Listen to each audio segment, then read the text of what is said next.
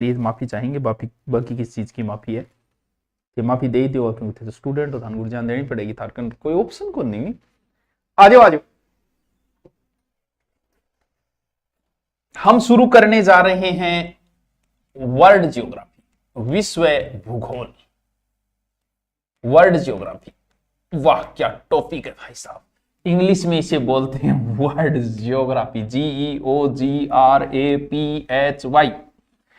अच्छे रजिस्टर में नोट्स बना लेना। सर कहां कहां काम आएगी? सबसे पहले तो जो ज्योग्राफी से लैब असिस्टेंट की तैयारी कर रहे हैं उन बच्चों के लिए है ये विशेष रूप से, बाकी ये सब में लगते हैं। यानी जहां जहां आपको वर्ल्ड ज्योग्राफी लगती है, कहां RS में लगती है, कहां SI में लगती है।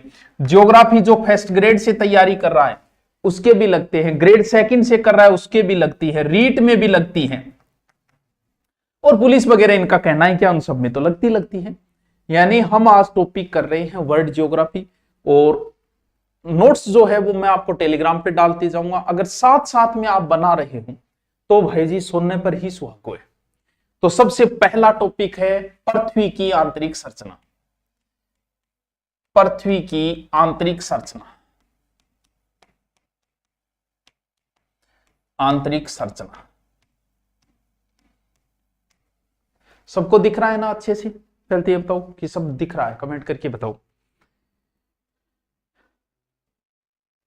दो कलर ले लूं मैं, हैं देखो पृथ्वी की आंतरिक संरचना। ज्योग्राफी के टॉपिक बहुत इंटरेस्टिंग है, लेकिन ज्योग्राफी के टॉपिकों में हमेशा फैक्ट होते हैं, और फैक्ट हमेशा रटने होते हैं, ज्यादा दिमाग लगाना ही नहीं होता। लेकिन कुछ थोड़ा सा मास्टर बता दे। अब ये टॉपिक 12वीं में भी लगता है, शायद 11वीं में भी लगता है, और लैब वाले में लगता है, और हर फर्स्ट ग्रेड के लगभग ये मानो कि ज्योग्राफी टॉपिक, वर्ल्ड ज्योग्राफी में ये टॉपिक लग ही जाता है। यानी जो ये मान लो कि भूमि है, पृथ्वी है, ठीक है।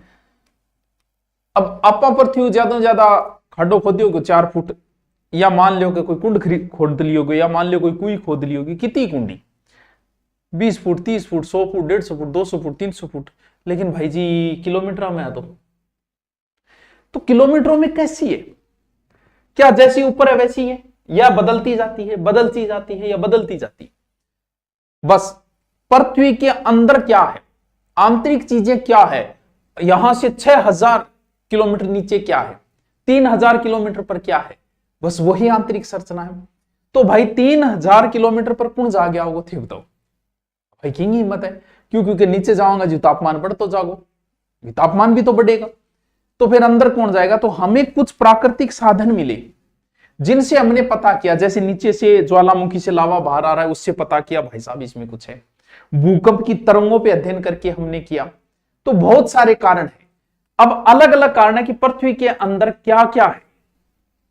तो सबसे पहले जो हमने जानने की कोशिश की वो अप्राकृतिक साधन है। यानी पहले साधन कौन से हैं? अप्राकृतिक, अप्राकृतिक साधन। आप साथ साथ में अगर लिखते जाओ तो आपके शॉर्ट नोट्स बन जाएंगे, नहीं लिखते जाओ तो कोई बात नहीं, डाल देंगे हम नोट्स। पहला अप्राकृतिक साधन जो है वो है घनत्व, डेंसिटी बोलेंगे इंग्लिश में, डेंसिटी। इंग्लिश थोड़ी कमजोर है, the English is not come to be. पूछने लायक क्वेश्चन, पृथ्वी का औसत घनत्व कितना है? 5.5 ग्राम प्रति घन सेंटीमीटर। 3 ने क्या बोला? घन बोला, सॉरी घन सेंटीमीटर। ये पृथ्वी का औसत घनत्व है। पूछने लायक क्वेश्चन है कि पृथ्वी का औसत घनत्व कितना है? 5.5। पृथ्वी का औसत घनत्व कितना है? 5। लेकिन क्या सर यही रहता है? ये नहीं रहता है, बदलता जाता है। जैसे पृथ्वी की ये परतें हैं, जैसे ऊपरी परत है, ये जैसे ऊपरी है, ये पृथ्वी की मध्य परत है, और ये लास्ट अंतरतम परत है। तो ये घनत्व बदलता जाता है। इसका मतलब नीचे जाएंगे जो घनत्व बढ़, जैसे ऊपरी परत का घनत्व 3.0 ग्राम घन सेंटीमीटर है, फिर थोड़ा नीचे जाएंगे 5.0 ग्राम घन सेंटीमीटर हो जाए, और गहराई में जाएंगे तो 11 से लेके और 13.5 ग्राम घन सेंटीमीटर तक हो जाता है।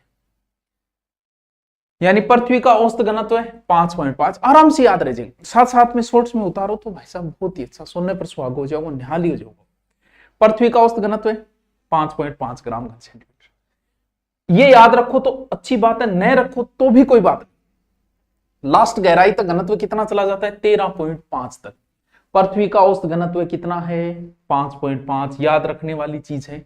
दूसरी चीज क्या है? दबाव, अप्राकृतिक संसाधनों में दबाव। तो सीधा सा पता है भूमि के जैसे नीचे जाएंगे दबाव बढ़ता जाएगा, इससे कोई वैसे स्पेशल क्वेश्चन नहीं बन रहा। तीसरा है तापमान। हमें तीसरा जानने का स्रोत जो मिला है तापमान। और पूछने लायक जो क्वेश्चन है वो है, जैसे हम धरातल से ऊपर जाएंगे और धरातल से हम नीचे जाएंगे, यह है धरातल। ठीक है टाबरो, देखो। अच्छा, इनने कमेंट कौन चलाए आगे? मैं आप कमेंट आगा तो नीचे देखो। अरे यार, इनने कमेंट कौन चलाए गया थे? ओ कमेंट तो चला के जाओ यार, इनने मन मोबाइल में देखना पड़े। हाँ, एक मिनट।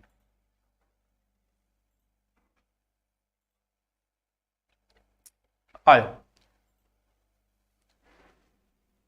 विज्ञान की क्लास लगा दीजिए। ये भूगोल प्रयोगशाला की तैयारी हो जाएगी क्या? ये बता रहा हूं, इतनी पर्याप्त है। गुरुजी सब इंस्पेक्टर बैच से नहीं होना, सब इंस्पेक्टर बैच से नहीं होगी ज्योग्राफी की तैयारी, क्योंकि ज्योग्राफी में कुछ टॉपिक ऐसे हैं जो आपके सब इंस्पेक्टर में नहीं है, इसलिए वहां की तैयारी नहीं हो पाएगी बस। ठीक है, यही करनी पड़ेगी, स्पेशल करनी पड़ेगी, क्योंकि ज्योग्राफी के 66 टॉपिक लगते हैं यार, वर्ल्ड क्यों कौन करवाता है? अब देखो क्या बताया वो, पृथ्वी से ऊपर जाए और पृथ्वी से नीचे जाए।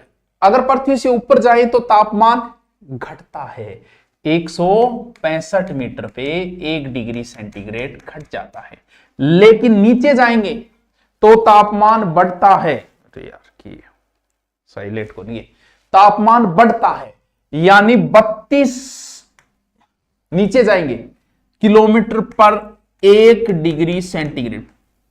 अब थन बेरो है कि नीचे 1 मिनट होल्ड रखियो, 1 मिनट देखो टाप, सॉरी 32 किलोमीटर 32 मीटर। हाँ, जब देखो अब थन ही बेरो है थे, कदी कुई में बडेड़ा होगे, कदी कुई में बडेड़ा होगे। किलोमीटर कौन मीटर है, कुई में कदी बडेड़ा होगे। कुई में जिया जिया थे अंदर जाओगा नहीं, गर्मी महसूस हो जाए। रुचि तो प्लान सी की तैयारी, प्लान बी तो बाबूजी बनना रहा है, लेकिन प्लान सी के वे, प्लान सी कौन सो है? Please tell me, plan C क्या होता है? वो कौन बेरो अभी तक मैंने भी सीआर थे, बताइए कौन सो है? तो टाबरो ये याद है, गहराई में तापमान 32 मीटर पे 1 डिग्री सेंटीग्रेड, ऊपर 165 पे 1 डिग्री सेंटीग्रेड घटता है, नीचे गर्मी बढ़ेगी, नीचे बढ़ोगा जो कुई में बढ़ोगा गर्मी लागने लग जाएगी, यानी नीचाई में जाएंगे, गहराई में जाएंगे तो तापमान बढ़ेगा, ऊंचाई पे जाएंगे तो तापमान घटेगा। यहां से क्वेश्चन ये बताया, क्या क्या बताया?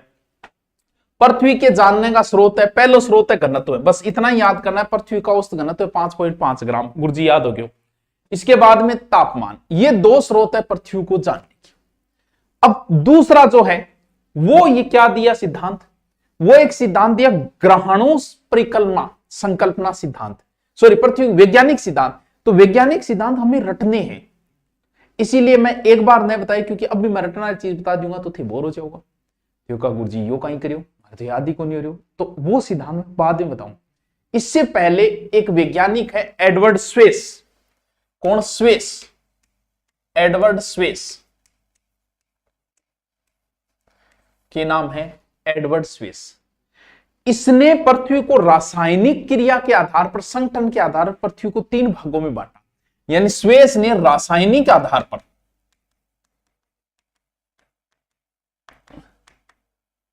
बहुत इंपॉर्टेंट है, स्वेस ने रासायनिक आधार पे पृथ्वी को 3 भागों में बांटा।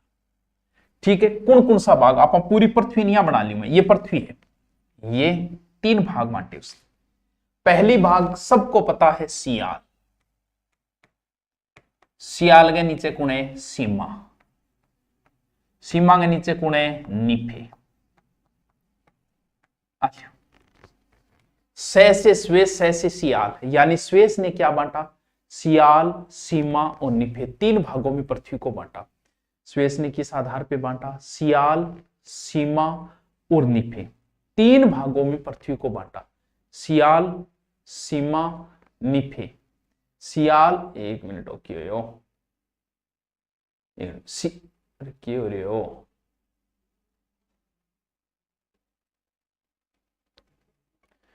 एक मिनट।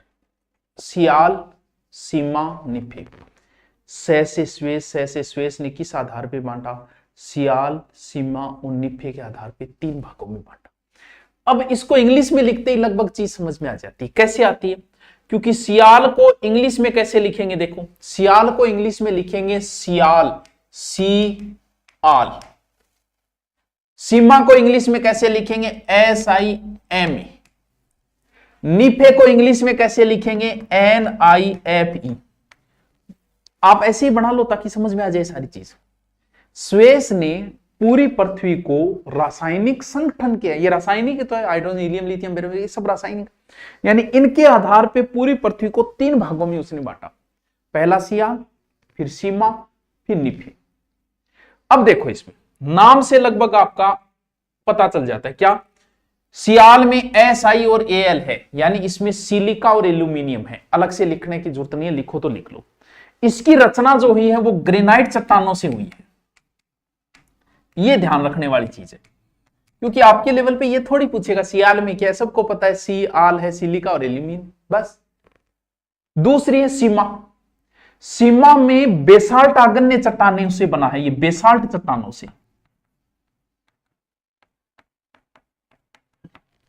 ये ग्रेनाइट, ऊपर ग्रेनाइट है, नीचे बेसाल्ट है। और क्या क्या है, सिलिका और मैग्नीशियम, ये अलग से लिखने की जरूरत है नहीं। तीसरी कौन सी है, अंतिम, वो है निफे, यानी तीसरी और अंतिम किस किस से बनी है, निकिल और फेरस। सियाल, एल्यूमिनियम, सीमा, सिलिका, अरे ये चीज सबको पता है सियाल सीमा ने, लेकिन ये चीज जरूरी है ना, सियाल ग्रेनाइट बनेड़ी है, सीमा बेसाल्ट बनेड़ी है, सीमा बेसाल्ट बनेड़ी है, सियाल ग्रेनाइट बनेड़ी है, सीमा बेसाल्ट बनेड़ी है, सियाल ग्रेनाइट बनेड़ी है, सीमा बेसाल्ट बनेड़ी है, बस यह चीज याद रखना रही है। बस ये बना ले चित्र, एकदम शॉर्ट नोट्स, एकदम शॉर्ट नोट्स। बताओ, ये तो याद होगी, ये तो याद होगी। अब एक बड़ा खतरनाक विभाजन आओ, जो वर्तमान में चलता है, अब चल रहा है वो, बस वही जरूरी है, जो वर्तमान में चल रहा है वही हमें याद करना है।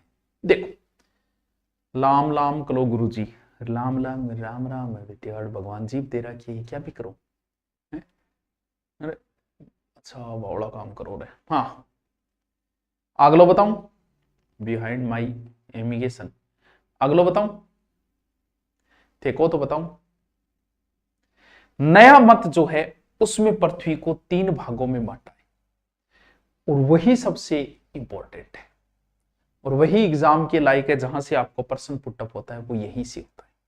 नवीन मत जो है वो, ये नवीन मत में पृथ्वी को 3 भागों में बांटा है। नवीन मत, नया जो अब चलता है वो सब पुराने हो गए, इसीलिए नया लेके आए हैं, कुछ नया करते हैं। क्लास अटक गई, कहां अटक गई क्लास, अटक रही क्या है, चल रही है, चल रही है भाई, अटक रही तो को नहीं। ये 3 भागों में बटा हुआ है, ये बड़ा इंपॉर्टेंट है, बहुत इंपॉर्टेंट है, साथ साथ में बनाते जाओ, ठीक है। हाँ जी, अरे कमेंट कर दो तो,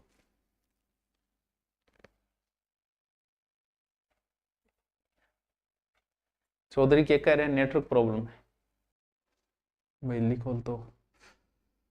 हाँ, अब है तीसरा, जो नवीन शोधों में जो है तीसरा भाग, ये बड़े इंपॉर्टेंट है। 3 भाग है इसके, एक तो क्या है, क्रस्ट, सबसे ऊपरी भाग क्रस्ट, दूसरा भाग मेंटल, ये सबसे इंपॉर्टेंट है, और अंतिम भाग कोर, ये इंपॉर्टेंट है। Crust, mantle, core, crust, mantle, core, sial, sima, nife, crust, mantle, core, sial, sima, nife, यानी ऊपरी भाग जिसे हिंदी में भूपरपट्टी भी कह देते हैं, क्रस्ट को भूपरपट्टी भी कह देते हैं, हो सकता है आपकी गाइड में हिंदी में लिखा गया होगा कि भूपर्पट्टी। यह सबसे बाहरी भाग है, यानी पृथ्वी का ऊपरी भाग, जिसे क्या बोलते हैं, सियाल। नवीन शोधों में इसे क्या नाम दे दिया, भूपर्पट्टी, क्रस्ट। तो कितोक मोटो ये सबसे बाहरी भाग है, अलग अलग है ये। क्यों? क्योंकि भूमि का ऊपरी भाग में ही तो महासागर है। अगर महासागर में देखा तो ऊंचाई मात्र 5 किलोमीटर है, और महाद्वीप में देखा तो 30। तो एवरेज अब आपकी किताब में हो सकता है 30 लिखा गया हो सकता है 34 लिखा गया हो, तो लगभग हम मान लेते हैं क्या है, कितनी ऊंचाई तक, 34 किलोमीटर तक ये। महासागरों में कम हो जाती है मात्र, क्यों, महासागर में जल आ गया तो फिर नीचे क्रस्ट का भाग थोड़ा सा बचता है, मात्र 5-1 किलोमीटर। ठीक है, ये सबसे ऊपरी भाग है। इसका घनत्व 2.7 ग्राम घन सेंटीमीटर होता है, घनत्व है। सर पूछी जाएगी, बिल्कुल पूछी जाए, ग्राम घन सेंटीमीटर। ऊपरी भाग है क्रस्ट, सबसे ऊपरी भाग है, इसका घनत्व है 2.7 ग्राम घन सेंटीमीटर होता है। ठीक है, इसके बीच वाले भाग इंपॉर्टेंट तो होते, लेकिन एक बार हम ऊपरी ऊपर देखते हैं। सबसे दूसरा भाग क्या है, मेंटल। दूसरा ये मेंटल, ये कहां तक है, ये यहां से लेके लगभग बच्चों 2900 किलोमीटर तक। पूरा गुरुजी बोलो है, नहीं बिल्कुल बोलो। किस चट्टान का बना हुआ है ये मेंटल भाग, मेंटल बने हुए बेसाल्ट चट्टानों। और क्या है, कुल आयतन जो है ना उसका 83% यही है, यानी कुल आयतन का 83। और अगर बात करूं कुल द्रव्यमान को तो 68%, द्रव्यमान का 68%।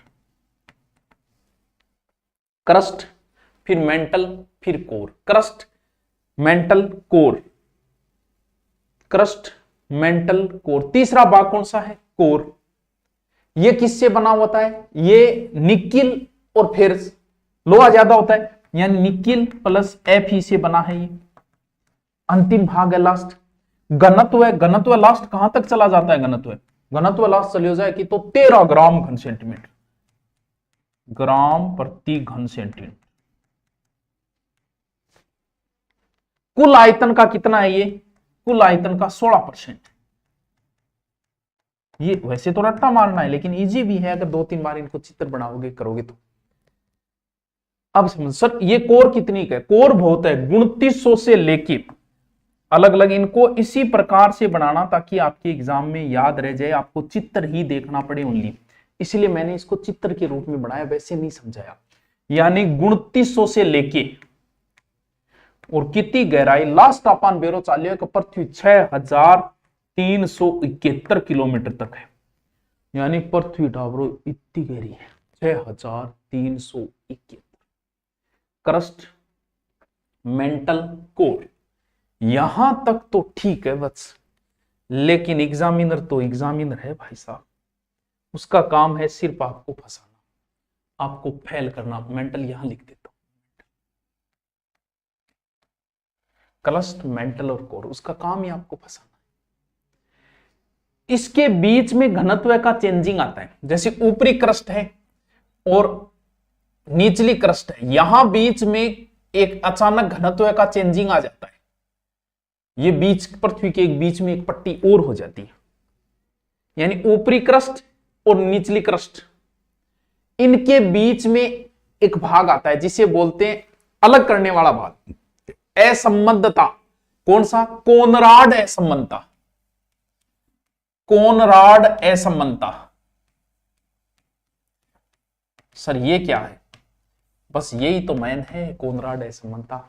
ऊपरी क्रस्ट और निचले क्रस्ट के बीच, यानी ऊपरी क्रस्ट प्लस निचली क्रस्ट के बीच। सर एग्जाम यहीं से पूछता है, कोनराड असमानता कहां पाई जाती है, मोहो असमानता कहां पाई जाती है। अब देखो, जैसे ये पट्टी खत्म होगी तो यहां दूसरी पट्टी शुरू होगी, यहां भी असमानता आएगी, घनत्व में अंतर आएगा, यहां फिर एक असमानता बनती है जिसे कहा जाता है मोहो असमानता। यानी मैं कहां लिखूं, देखते जाना, आप समझते जाना, यही चीज इंपॉर्टेंट है ज्योग्राफी में। मोहो असमानता कहां है, क्रस्ट का निचला भाग और मेंटल का ऊपरी भाग, यानी निचली क्रस्ट व ऊपरी मेंटल के बीच में, निचली क्रस्ट प्लस ऊपरी मेंटल। ये जो है वो 1909 में ए मोहरोविक ने खोजी थी, मोहरोविक ने खोजी, इसलिए मोह असमानता नाम दिया। खोज 1909, खोज 1909। सबसे पहले क्या आता है तो ऊपरी इतिहास लिख, कौन सी, कोनराड असमानता। फिर कौन सी, मोह असमानता। अब ऊपरी मेंटल और निचली मेंटल के बीच में फिर यहां एक असमानता पाई जाती है, उसे बोलते हैं रेपेटी असमानता। अगर अब गोड़ होने लगी नहीं तो डीपली मैटर यही है असमानता, ऊपरी मेंटल व निचली मेंटल के बीच, ऊपरी मेंटल प्लस निचली मेंटल बीच। गुरुजी और भी है कि एग्जाम में पूछे फर्स्ट ग्रेड के गुटनबर्ग असमानता कहां पाई जाती है? निचली मेंटल यानी ये मेंटल जहां खत्म होगी यहां, और कोर कहां से शुरू होगी, यहां से। यहां है गुटनबर्ग असमानता। गुटनबर्ग कद है गहराई में, गहराई में गुटनबर्ग असमानता कहां है? ये है निचली मेंटल व ऊपरी कोर, कोर है ना गहराई, कोर भी। ये लो टावरों, वो चित्र बहुत इंपॉर्टेंट है, वेरी वेरी वेरी इंपॉर्टेंट है, सबसे इंपॉर्टेंट है, यानी आपको याद रखने वाली चीजों में सबसे इंपॉर्टेंट है। सबसे पहले क्रस्ट है, ऊपरी भाग है, लगभग 34 किलोमीटर तक है, समुद्रों में थोड़ा कम है, बाकी 30 है। क्रस्ट के दो भाग होते हैं, निचला क्रस्ट और ऊपरी क्रस्ट, जिसमें जहां पर कौन है, कोनराड असमानता। ये याद करने वाली, डीपली जाने वाली चीजें यही है। फिर मेंटल है, निचली क्रस्ट, मेंटल आ गया, निचली क्रस्ट और ऊपरी मेंटल के बीच एक असमानता पाई जाती है। 1909 में मोहरोविच ने की, 1909 में खोज की, वो याद हो जाएगा, ठीक है। मोह असमानता नाम दिया गया, ठीक है। ये कहां तक है, ये 2900 किलोमीटर तक है, ठीक है। ये आयतन का 83% है और द्रव्यमान का 68% है। फिर आती है क्रोड, जो 2900 से 6371। ये चित्र बनाओ और चित्र में समझो हमेशा। आप ज्योग्राफी के स्टूडेंट हो तो ये चीज चित्र में बनाना, इसी प्रकार देखना, फिर पढ़ने की जरूरत नहीं है कि क्रस्ट है, ये घनत्व है, ये कोनराड यहां है, ये यहां है। अगर एग्जाम में आए तो भी ध्यान में रह जाती, कोनराड ऊपर था, फिर मोह असमानता थी, फिर रेपेटी थी, फिर लास्ट गहराई में गुटेनबर्ग थी। बस लेहमैन भी तो थी बीच में, हाँ वो कहां रहेगी, लेहमैन नहीं बताई कि असमानता बाह्य क्रोड और आंतरिक क्रोड के बीच में है ये, लेहमैन, गुटेनबर्ग या लेहमैन, ठीक है, एक ही है। आलिए अब बताओ, ये चीज सबसे इंपॉर्टेंट है मेरे बच्चे, सबसे इंपॉर्टेंट है, सबसे इंपॉर्टेंट है। यही चीजें तो याद रखने वाली है इसके अंदर। यानी सबसे पहले क्या बताया पृथ्वी की आंतरिक संरचना में मैंने, अच्छा ये देखो, प्रयोगशाला का लैब का अलग से बेंच भी ले रखा है। अगर आप जीके मजबूत करना चाह रहे हो तो जीके का ले सकते हो, साइंस से हो तो साइंस से, ज्योग्राफी से हो तो ज्योग्राफी लो, यहाँ भी पढ़ो और वहां भी पढ़ो, वहां अलग टॉपिक चल रहा है, यहाँ अलग टॉपिक चल रहा है, तो वो आपकी इच्छा है, ठीक है। लैब का बेंच है। सबसे पहले संरचना, घनत्व बताया 5.5, तापमान बता दिया, ऐसे ही चित्र बनाओ, ऐसे ही नोट्स रखो। नोट्स का मतलब ये शॉर्ट, ठीक है। फिर मैंने स्वेस के अनुसार सह से स्वेस, सियाल, सीमा, निफे 3 परतें बताई। सियाल, सीमा, निफे बस शॉर्ट में ऐसे, सियाल में ग्रेनाइट भाग है और बेसाल्ट इसके अंदर है, ठीक है। फिर जो है नवीन मत के अनुसार जो बताया वो चीज इंपॉर्टेंट थी सबसे, वो याद रखने वाली चीज थी। सियाल, सीमा, निफे, सियाल, सीमा, निफे। सर याद रह जाएगा क्या, क्यों नहीं रहेगा भाई, है याद क्यों रहेगा। मेंटल 2900 किलोमीटर है, जिसमें बेसाल्ट चट्टानों की प्रधानता है मेंटल के अंदर, ठीक है। कोर अंतिम भाग है, निकिल फेरस, घनत्व 13 बताई दिया, कोर के अंदर ये घनत्व वगैरह, आयतन बताई दिया, विस्तार बताई दिया, ठीक है। अब बताओ इतनी बात आपके पल्ले पड़ी क्या, बताओ, या नहीं पड़ी ना गुरुजी, कौन पड़ी, तो रामायण है। अब क्या हुआ कि वैज्ञानिकों ने क्या बताया, वैज्ञानिक सिद्धांत, यहां से सीधा सीधा प्रश्न आता है जब आप फर्स्ट ग्रेड वगैरह की तैयारी करते हो, बाकी आपके भी आ सकता है, लैब में भी यहां से पूछा है। एक सिद्धांत है ग्रहणों संकल्पना, ग्रहणों संकल्पना, वैसे तो रटना है इसको। ज्योग्राफी का एक सिद्धांत दिया एक वैज्ञानिक ने, किसने, टीसी चेम्बरलिन ने। किसने दिया ये सिद्धांत, टीसी चेम्बरलिन ने ये सिद्धांत दिया।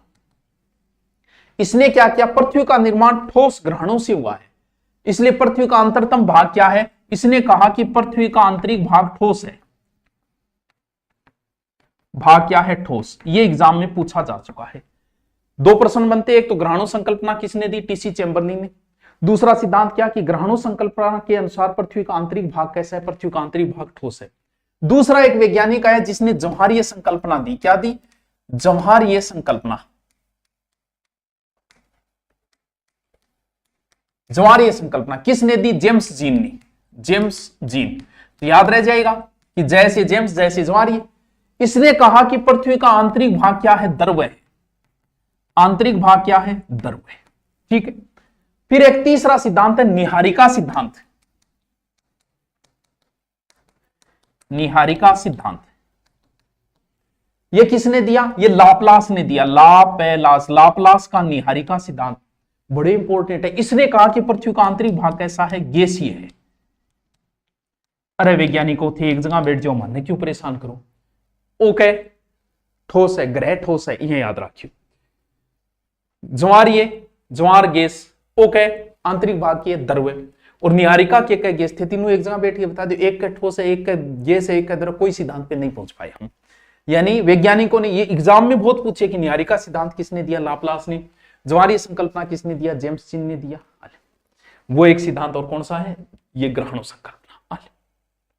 बताओ।